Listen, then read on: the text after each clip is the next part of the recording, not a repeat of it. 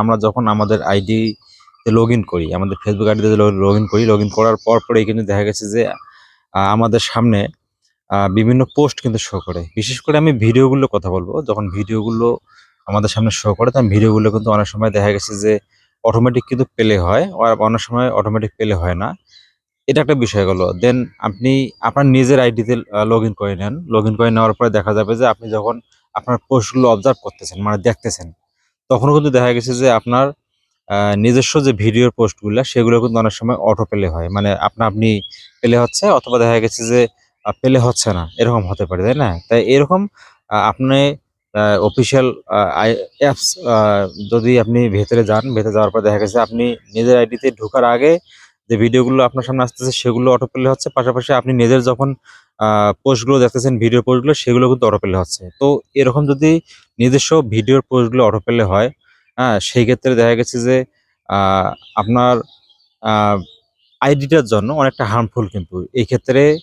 আপনার ID rich এবং engagement কিন্তু অনেকটা কমে যাবে, ঠিক আছে? তো এই ক্ষেত্রে অবশ্যই একটা মানে গুরুত্বপূর্ণ বিষয়, সেটা হচ্ছে আপনার যখন নিজস্ব আইডিতে আপনি লগ ইন করে নেবেন, সেই ক্ষেত্রে আপনার নিজস্ব পোস্টগুলো, বিশেষ করে ভিডিও, শর্ট ভিডিও বা লং ভিডিও, এগুলো যাতে মানে পেলে না হয় আর কি, অটো পেলে না হয়।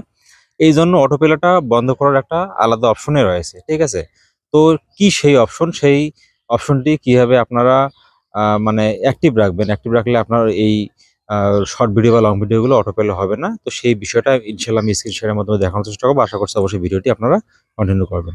এই কাজটি করার জন্য প্রথমে আপনার আমাদের ফেসবুকে যে অফিসিয়াল অ্যাপসটি রয়েছে, অফিসিয়াল অ্যাপসটি ওপেন করে নিব। ওপেন করে নেওয়ার পরে দেন আমাদের এই যে ডান দিকের কর্নারে যে থ্রি লাইন রয়েছে, এই থ্রি লাইনের মধ্যে আমরা ক্লিক করব, ঠিক আছে? ক্লিক করার পরে স্ক্রল করে নিচের দিকে চলে আসবো। এখানে আমাদের সেটিং অ্যান্ড প্রাইভেসি রয়েছে, সেটিং অ্যান্ড প্রাইভেসিতে ক্লিক করব।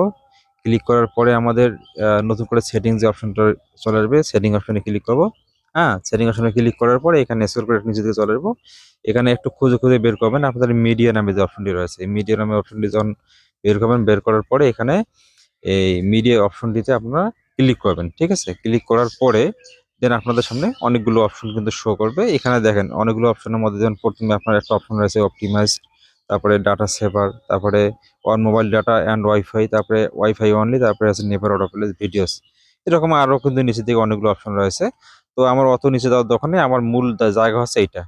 এখানে বলেছে নেভার অটো প্লে ভিডিওস, অর্থাৎ আপনি যদি এই নেভার অটো প্লে ভিডিওসটা যখন এখানে কি আমার এখানে কিন্তু টিক মার্ক দেওয়া রয়েছে, ঠিক আছে? আপনাদের ক্ষেত্রে কিন্তু টিক মার্কটা থাকবে না। তো অবশ্যই আপনারা কি করবেন, এই জায়গায় এসে আপনারা টিক মার্ক দিবেন। কারণ টিক মার্কটা যদি আপনার দেওয়া থাকে, সেই ক্ষেত্রে আপনি যখন আপনার আইডিতে লগ ইন করে নেবেন, সেক্ষেত্রে আপনার শর্ট ভিডিও, লং ভিডিও যেই যাই দেখেন না কেন, কখনো অটো পেলে হবে না।